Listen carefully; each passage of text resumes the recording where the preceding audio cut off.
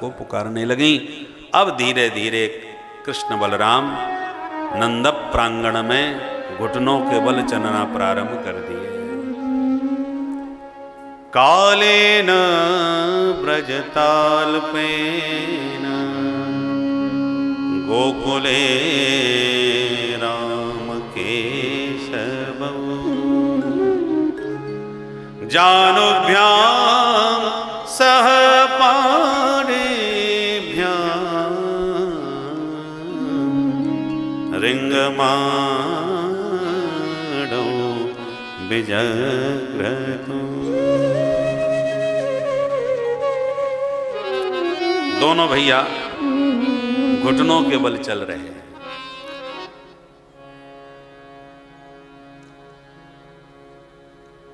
नूपुर बांध लिए हैं मैया ने, कुछ कमर में कुछ चरण में। चलते हैं तो नूपुरों की झनकार हो रही है। कभी गौशाला में घुस जाते हैं तो गोबर लपेट के खड़े हो जाते हैं। कभी बछड़ों के दांत गिनने लग जाते हैं, कौन से बछड़े के मोहड़े में कितने दांत हैं। तो कभी चंदा मामा के लिए मचल जाते हैं मैया के सामने। मैया अब धीरे धीरे उंगली पकड़ के चलाना लाला को सिखा रही है। चलिए इस झांकी को परम भागवत श्री सूरदास जी की आंखों से देखें। देखन को घनश्याम की मूरत, चाहिए सूर्य की आंधरी आंखें। भगवान का दर्शन इन आंखों से नहीं होगा, उसके लिए सूरदास जी की आंखें चाहिए। अदृश्यन चरम चक्षुषा। सूरदास जी ने जगत की आंख न होने पर भी वह देख लिया जो हमारी आंखों ने नहीं देख पाया। सूरदास जी वर्णन करते हैं, रोन झोन रोन झोन झन झन झन बाजत है पैजनिया। रोन झोन रोन झोन झन झन बाजत है पैजनिया। रोन झोन रोन झोन झन झन झन बाजत है पैजनिया। रोन झोन रोन झोन झन झन बाजत है पैजनिया। मातु जसोदा चलन सिखावे, मातु जसोदा चलन सिखावे। मातु जसोदा चलन सिखावे। मातु यशोदा चलन सिखावे। अंगुली पकड़ दो कनिया, अंगुली पकड़ दो कनिया। रोन झोन रोन झोन झन झन झन बाजत है पैजनिया। रोन झोन रोन झोन झन झन बाजत है पैजनिया। पीत झंगुरिया तन पर सो है। पीत झंगुरिया तन पर सो है। पीत झंगुरिया तन पर सो है। पीत झंगुरिया तन पर सो है। सिर टोपी लटकनिया, सिर टोपी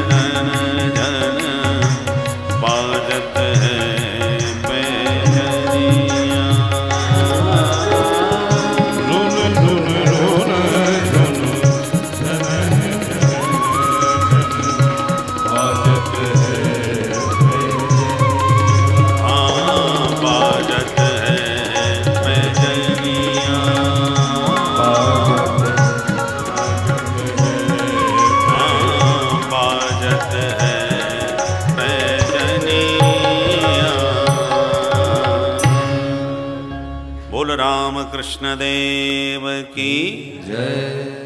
तो दोनों भैयाओं को इस प्रकार से धीरे धीरे मैया ने घुटनों के बल चलना सिखाया। अब ब्रज बीथियों में भी दूर दूर तक विचरण करने लगे। एक दिन भगवान ने समस्त ब्रज गोपियों के जब भावनाओं को देखा कि सब चाहती हैं कि कभी कन्हैया हमारे घर में भी आवे। भगवान तो अंतर्यामी अंतरात्म दृक् हैं और गोपियां जब भी दधि मंथन करती हैं तो कन्हैया को याद करके मन ही मन गुनगुनाती हैं। आज मोरे अंगना में आबो नंदलाल, चले आबो गोपाल, दर्शन की प्यासे गुजरिया श्याम। कान्हा दर्शन की प्यासे गुजरिया श्याम। और केवल दर्शन के लिए ही, हमको दर्शन देने ही मात्र के लिए नहीं आओ। अंगना में आवो मेरे माखन को खावो,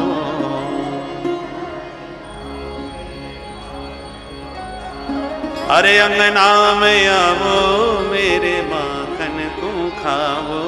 साथ में मीठी मीठी, अरे मीठी मीठी,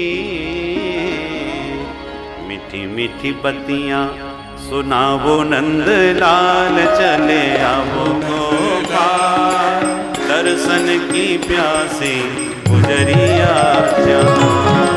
दर्शन की प्यासे गुजरिया श्याम। अरे आज मोरे अंगना में आवो नंदलाल, चले आवो गोपाल, दर्शन की प्यासे गुजरिया श्याम। लाला दर्शन की प्यासे गुजरिया, ओ कान्हा दर्शन की प्यासे गुजरिया श्याम। रैन नहीं सोवे उठी भोर ही बिलोवे दधी, रैन नहीं सोवे भोर ही बिलोवे, रैन नहीं सोवे उठी भोर ही बिलोवे दधी, रैन नहीं सोवे भोर ही बिलोवे। अरे रैन नहीं सोवे उठी भोर ही बिलोवे दधी, रैन नहीं सोवे भोर ही बिलोवे। और गावे हाँ ध्यावे, अरे गावे और ध्यावे तो ही कुनंदलाल, तो ही कुनंदलाल, दर्शन की प्यासी गुजरिया श्याम। आज मोरे अंगना में आओ नंदलाल, चले आओ गोपाल, दर्शन की प्यासे गुजरिया। लाला दर्शन की प्यासे गुजरिया श्याम। दर्शन की प्यासे गुजरिया। अरे खावो ब्रज रानी को माखन नित्य प्रति, खावो ब्रज रानी को माखन नित्य प्रति। कान्हा कान्हा कान्हा,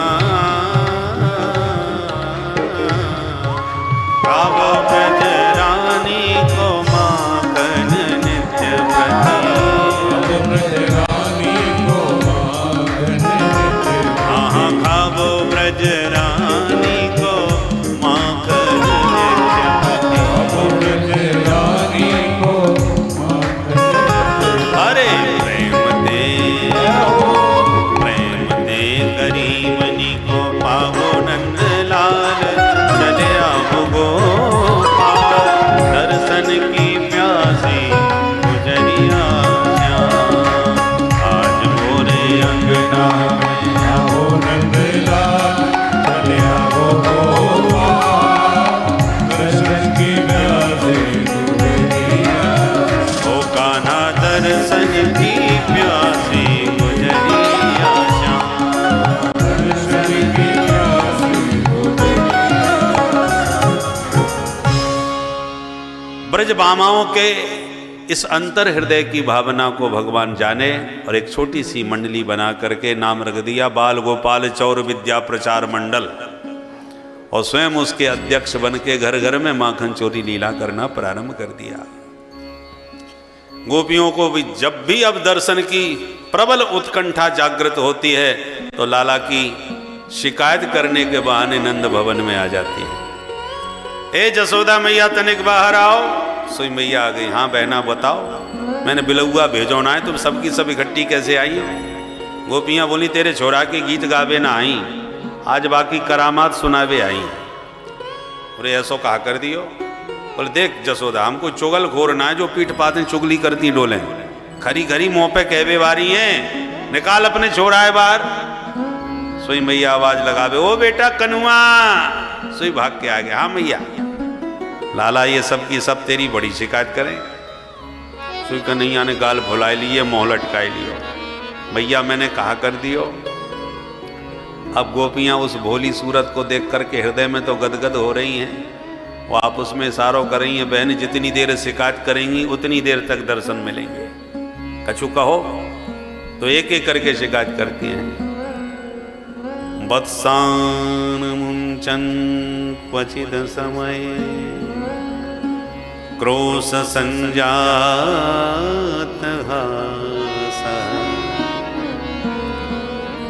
स्तेयं स्वाद्वत्यधिदधिपय कल्पितैस्तेययोगै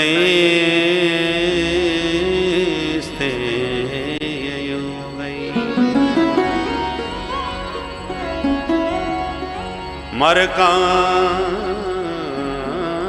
भोक्षन् विभजति सचेत नाति भाण्डं विनत्ति द्रव्यालाभे सगृह कुपितो याज्ञपक्रोश्यतोका।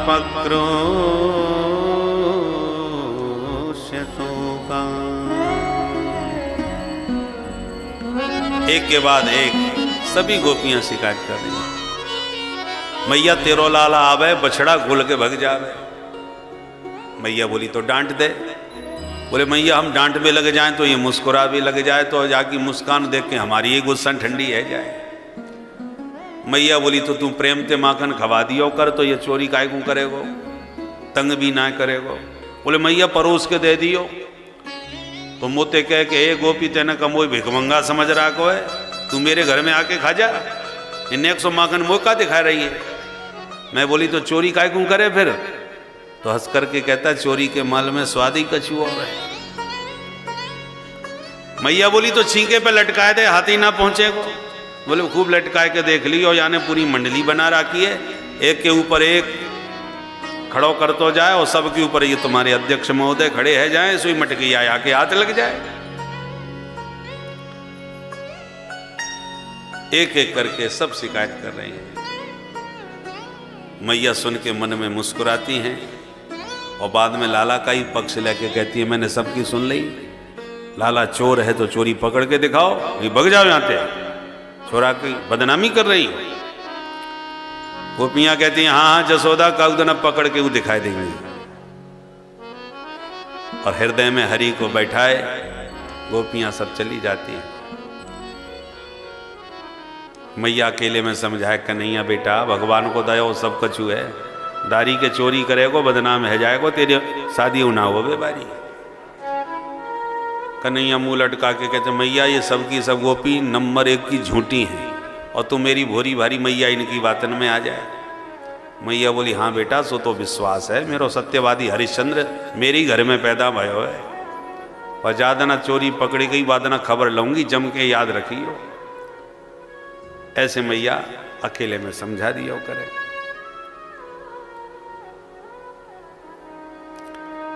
अब प्रभु ने विचार किया माखन बहुत खा लिया, थोड़ा भाई ब्रज रज का भी स्वाद चाख के देख ले। तो एक दिन क्रीड़ा करते ब्रह्मांड घाट पर गए, मिट्टी का डेला मुंह में धर के गटक लिए, दाऊ दादा ने पकड़ लिया। जाके शिकायत कर दे मैया कृष्णो मृदम भक्षितवान, तेरे लाला ने मिट्टी खाई ली। कन्हैया ने मिट्टी खाई? बोले हाँ। मैया डर गई, मिट्टी खाएगा तो बीमार रह जाएगा। लाठी उठाई, पकड़ के डांट लगाई। कस्मान मृद मदांतात्मन भवान भक्षितवान रह बदंती तावका ये ते कुमारास्ते ग्रजोक्ययम्। अरे अदांतात्मन, चटोरे कहीं के, सच बोल, मिट्टी खाई? कन्हैया डर गए, मेरे मोड़े में माटी, मैया के हाथ में साटी, अब कैसे बचें? तुरंत हाथ जोड़ के बोले, नाम भक्षितवानम्ब सर्वे मिथ्या विशंसिनः। मैया मैंने मिट्टी ना खाई है, सबके सब नंबर 1 के झूठा। मैया बोली, बारे सत्यवादी हरिश्चंद्र, कल गोपियां झूठी, अब ग्वाला झूठे, तो पूरे ब्रज में अकेला तू ही सत्यवादी है। कन्हैया बोले, मैया मुँह पे तू विश्वास ना करे तो समक्षम पश्य में मुखम, तेरे सामने बैठो हूं, चल मेरा मुंह खोल के देख ले। हाँ ये सही कही, चल दिखा तो सही। जैसी लाला ने मुख खोला, भगवान की वह दिव्य शक्ति मुख में आके प्रकट हो गई और मैया को अखिल ब्रह्मांड का दर्शन होने लगा। बोल विराट भगवान की जय। जो मैया ने नदी पर्वत बाग बगीचे वन वाटिका सूर्य चंद्र ग्रह नक्षत्र तारा मंडल सब देखा तो मैया कांप गई। किम स्वप्न एव दुत देव माया किम बा मदीयो बत बुद्धि मोह। मैं कोई स्वप्न देख रही हूं कि काऊ देवता की माया है कि बुद्धि को भ्रम जाल है। और ये समझ गई मेरो लाला भगवान है। मैया तो हाथ जोड़ के दंडोत कर भी लगी। स्तुति करीना जाय भय माना जगत पिता में सुत करी जाना। स्तुति करीना जाय भय माना जगत पिता में सुत कर जाना। स्तुति करीन जाय भय माना। स्तुति करीना जाय भय माना जगत पिता में सुत कर जाना। जगत पिता में सुत कर जाना। ये तो जगत पिता है, परमात्मा है। ये भाव आते ही जैसी मैया ने प्रणाम करना चाहा, कन्हैया ने तुरंत हाथ पकड़े। अरे मैया कहा कर रही है? सांची सांची बता, मेरे मुंह में माटी है। मैया तो माटी की बात ही भूल गई। बेटा तेरे मुंह में तो पूरा ब्रह्मांड भरो पड़ो है, पूरा उत्तराखंड भरो पड़ो है। मैंने पहली बार देखे इतने नदी पहाड़। मैया बोली, कन्हैया बोले, मैया तेरी आंखें चकाचौंध खाई गई होंगी, ठीक से आंख साफ करके देख। मैया ने दोबारा देखा तो कन्हैया ने उधर सब माया गायब कर दी। अब कुछ भी नजर नहीं आया। लाला को तुरंत हृदय से लगा कि मैया बोली, बेटा बुढ़ापे में भगवान जाने कैसी कैसी बीमारी लग जाए। अब हाल ही तो नदी पहाड़ दिख रहे थे, अब कचूना दिख गए। आपका मतलब मेरी आंख खराब है गई। और भगवान ने भगवत्ता दिखा के भी तुरंत अपने को छुपा लिया। द्रोण और धरा नाम के वसु थे जिन्होंने कठोर तपस्या करके गोविंद को गोदी में खिलाने का वरदान मांगा था। वे ही आज नंद और यशोदा बन करके माधव को गोदी में खिला रहे हैं। एकदा गृहदासीसु यशोदानंद गेहिनी कर्मांतर नियुक्तासु निर्ममंथ स्वयं दरे। यान यानि गीतानि तद्बाल चरितानि च ददि निर्मंथने काले स्मरन्ति तान्य गायत स्मरन्ति तान्य गायत। एकदा दीपावल्यावसरे दिवाली का दिन आया तो मैया ने दास दासियों को इधर उधर के बाहर के कामों में लगाया और दधी स्वयं निर्ममंथ लाला के लिए स्वयं दधि मंथन करने लगी। जैसी कुछ गुनगुनाते हुए मैया ने दधि मंथन किया कि माधव की नींद खुल गई। दौड़ के आए, मथानी पकड़ के बोले मैया भूख लग रही है। तो मैया सब काम छोड़ के अपना स्तनपान कराने लगी। कन्हैया बोले मैया ये बता दूध ज़्यादा प्यारो के पूत? अरे बेटा मेरो तो पूत प्यारो है, तेरे सामने दूध दही का चीज़। इतने में मैया को याद आ गई, मैं तो दूध चढ़ा के चूल्हे पे चली आई, भूल ही गई या छोरा की बातन में। अरे बेटा मेरो दूध गयो पट से लाला को उतार के मैया भागी। तो क्या सचमुच पूत से ज्यादा मैया को दूध प्यारा था? झूठ कह रही थी मेरो पूत प्यारो है? मैया झूठ नहीं कह रही थी। तो फिर पूत को छोड़ के भागी क्यों? भागने का कारण ये नहीं था कि दूध बर्बाद हो जाएगा, तो दूध का उफन करके जलना अनिष्ट कारक होता है। तो लाला के ऊपर आए दिन कोई ना कोई संकट तो आते ही रहे। तो मैया इसलिए भागी कि दूध उफन के यदि जलेगा तो अनिष्ट का कारण बनेगा, कहीं फिर कोई उपद्रव मेरे कन्हैया के ऊपर ना आ जाए, इसलिए भागी। मैया के हृदय में तो वास्तव में कन्हैया के प्रति ही अनुराग है। इसमें दूध की हानि का भाव नहीं, हमारे कन्हैया पर कोई संकट फिर ना आवे, ये भाव था। इसलिए मैया दूध उतारने को भागी। नहीं, मैया के यहाँ 9 लाख गैया, थोड़ा बहुत उफन के कितना नुकसान हो जाता है। पर कन्हैया को अच्छा नहीं लगा कि मैया और बेटा के बीच में ये कहाँ उपद्रव दूध का आ गया। दूध के कारण मैया और बेटा का जो दिव्य प्रेम बरस रहा था, आनंद आ रहा था, उसमें विक्षेप हो गया। तो दूध दही को ही हटाओ। भगवान ने उठाया पत्थर और दूध दही के माट मटका आंगन में जितने धरे थे धमाधम सबरे फोड़ दिए। इनकी वजह से मैया मुंह को छोड़ के चली गई। अतृप्त मुत्सृज जवे न सायजौ तो संजात कोप स्फुरणारुणाधरम। अरुण अधर माधव के फड़कने लगे और फोड़ दिए सारे माट मटका। मैया ने दूध उतार के जब आंगन की हालत देखी, अरे राम राम, मेरी ददिया सास के जमाने के मटका सब फोड़ गए, छोरा छोड़ूंगी ना। मैया ने उठाई लाठी, जो पकड़ वे कुआई। कन्हैया ने दौड़ लगाई, आगे कन्हैया पीछे मैया, खूब दौड़ी, पकड़ नहीं पाई। न चांतर न बहिर यस्य न पूर्वम ना पिछा परम। जिसका आदि अंत बड़े बड़े सिद्ध संतों को नहीं मिला, ऋषि मुनि नहीं जान पाए, तो मैया उसे कैसे पकड़ लेती। श्रांत होकर के जब मैया शांत बैठ गई तो कन्हैया को दया आ गई और मैया के पास धीरे धीरे चल के आने लगे। देख मैया मारेगी तो ना है? बोले ना बेटा, मैं तो तेरी पूजा करूंगी, तू आ तो सही। तो मैया एक बात बता, पूजा करेगी तो लाठी काय को ले रखी है? मैया बोली अरे बेटा, बुढ़ापे में लाठी तो सबन को लेनी पड़े। वृद्धो याति ग्रहित तो अदंडम। ले मैंने ये फेंक दी लाठी, मेरी बुढ़ापे की लाठी तो लाला तू है।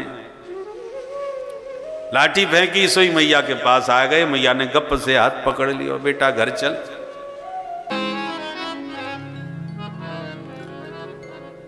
क्यों 2 अंगुल कम पड़ रही है? अब इस लीला पर भी थोड़ा विचार करें। बहुत से लोग बड़े कर्म योगी होते हैं, पुरुषार्थी होते हैं, किंतु कभी कभी वो पुरुषार्थ के अहंकार में भगवान को भी उपेक्षित कर देते हैं, प्रभु का भी अनादर कर देते हैं। ईश्वर कुछ नहीं, कर्म ही ईश्वर है, कर्म ही पूजा है, ये भी ठीक नहीं। कर्म योगी बनो, कर्म से विमुख मत रहो, ठीक बात है, पर इस कर्म योगी बनने का मतलब ये नहीं कि भगवान की भी उपेक्षा कर दो। पर कुछ लोग इतने भगवान के ऊपर निर्भर हो जाते हैं कि वो कर्म करना ही छोड़ बैठते हैं, वो भी ठीक नहीं।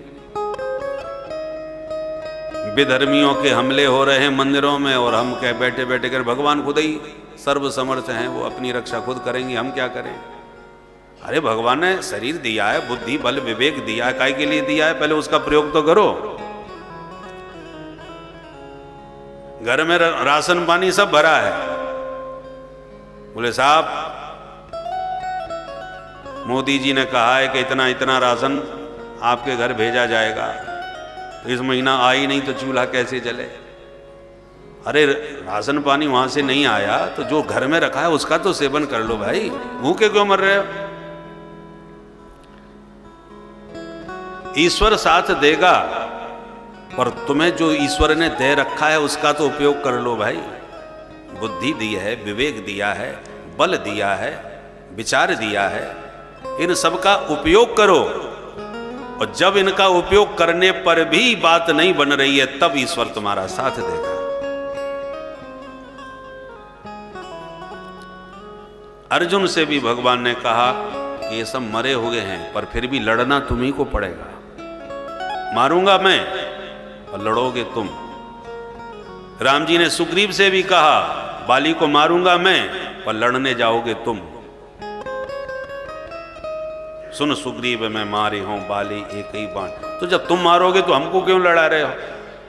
बोले कहीं तुम कर्म विमुख हो करके, कर्तव्य विमुख हो करके हाथ पे हाथ धर के निकम्मे बन के न बैठ जाओ कि सब काम ईश्वर करेंगे, हमें करने की जरूरत क्या है। ईश्वर के नाम पर निकम्मापन जीवन में नहीं आना चाहिए। कर्तव्य विमुख कर्महीन मत बनो, कर्म पूरी ईमानदारी के साथ करो तो ईश्वर निश्चित रूप से सहायता करेंगे। यही 2 अंगुल की कमी हम सबके जीवन में। भक्तजन परिश्रम भगवत कृपा, भक्त का कर्म पूरे परिश्रम के साथ होना चाहिए तो हरि की कृपा भी निश्चित रूप से उसके ऊपर होगी। नायम आत्मा बलहीन न लभ्या है। इसलिए 2 अंगुल की कमी पूर्ण करनी चाहिए। अब पूर्ण कमी कब हुई?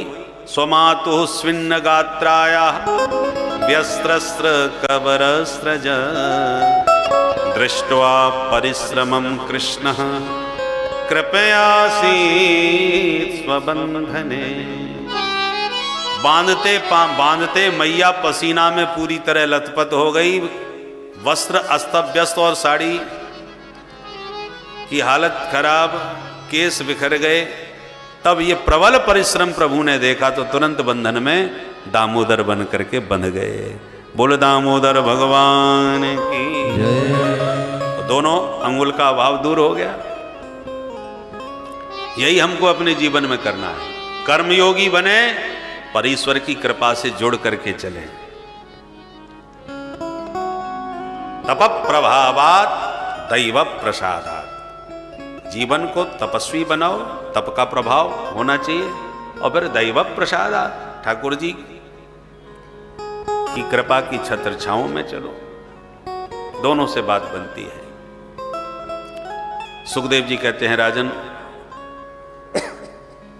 भगवान दामोदर बन के बंधक ऊखल में बंध गए। मैया भीतर गई तो भगवान ऊखल सरकाते हुए 2 वृक्षों के बीच से निकले। ऊखल अड़ गया तो मारा झटका, धड़ाधड़ दोनों वृक्ष नीचे गिरे। 2 दिव्य महापुरुष प्रकट हो गए जो भगवान की स्तुति करने लगे। कौन थे दोनों?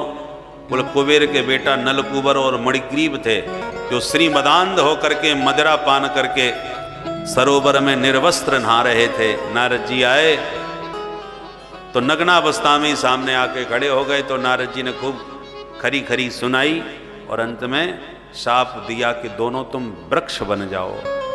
जब रोने गिड़गिड़ाने लगे तो बाबा ने आशीर्वाद दिया, चलो नंद नंदन तुम्हारा उद्धार करेंगे और नंद के प्रांगण के ही तुम वृक्ष बनोगे। आज भगवान ने दोनों का उद्धार किया तो दोनों ने स्तुति गाई। वाणी गुणानुकथने श्रवणौ कथा हस्तौ च कर्म सुमनस्तव पादयोर्नः स्मृत्यां शिरस्तव निवास जगत् प्रणामे दृष्टि सतां दर्शने स्तु भवत्तनूना। हे गोविंद, हमारी वाणी सदा आपके गुण गाती रहे, कान सदा कथा सुधारस पान करते रहे, हाथों से सदा सेवा होती रहे, सिर आपके चरणों में झुका रहे। और इन आँखों से इन संतों में, रसिक भक्तों में आपकी झांकी हमें दिखाई पड़े, ऐसी हमें दृष्टि प्रदान करें। दृष्टि सताम दर्शने स्तो भवतनूना, दृष्टि सताम दर्शने, इन आंखों से सत्पुरुषों का, रसिक भक्तों का दर्शन हो। और वो दर्शन कैसा दर्शन हो? भवत तनूना, उसमें आपकी झांकी दिखाई पड़े। भगवत विग्रह माने संत सिर्फ संत के रूप में न दिखें, संत साक्षात भगवंत के रूप में हमें दिखाई पड़े, ऐसी हे प्रभु हमें दृष्टि प्रदान कर दो। बिना भगवत दृष्टि के संत में भगवंत का दर्शन सबको थोड़ी हो सकता है। इसलिए दृष्टि सताम दर्शनेस्तु भवत्तनूनाम, सताम भवत्तनूनाम दर्शने दृष्टि अस्तु। स्तुति करते दोनों चले गए।